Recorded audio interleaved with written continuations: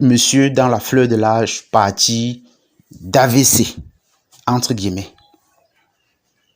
En réalité, ce n'est pas l'AVC qui les tue.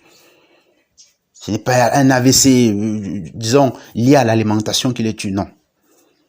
C'est le stress causé par leurs femmes insoumises dans leur foyer.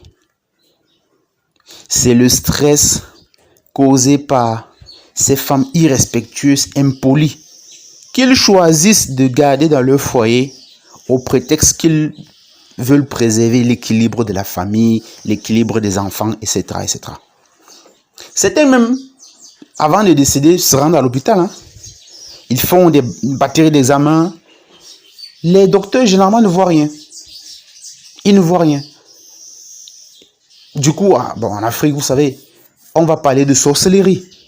Il est allé à l'hôpital, on n'a rien vu. Et ensuite, quelques temps après, il est mort. Il ne se sentait pas bien. Hein. Il est allé à l'hôpital, on a fait des examens, on n'a rien vu de significatif. Quelques temps après, il est mort. C'est le stress. C'est l'insoumission de ces femmes, de leurs femmes, qui tue ces messieurs. C'est la raison pour laquelle préservez votre propre vie. Vous ne rendez aucun service à vos enfants en mourant de façon prématurée. Vous ne rendez aucun service à votre maman, à vos parents, à vos frères qui comptent sur vous, en mourant de façon prématurée à cause d'une femme qui vous pourrit la vie, qui transforme votre foyer en champ d'intérêt géostratégique, en lieu de belligérance. Vous voyez?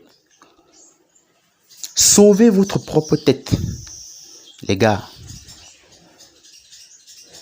Parce qu'une fois mort, de toute façon, une fois mort, vous ne serez même plus là pour raconter votre version de l'histoire.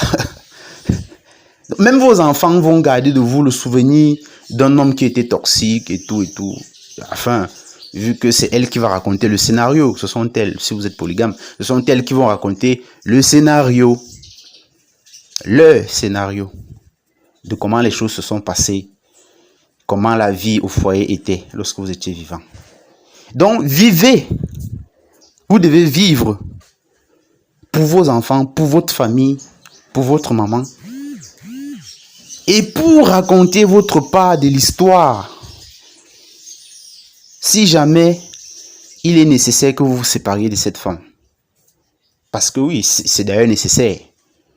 Lorsqu'une femme est insoumise, il faut la dégager.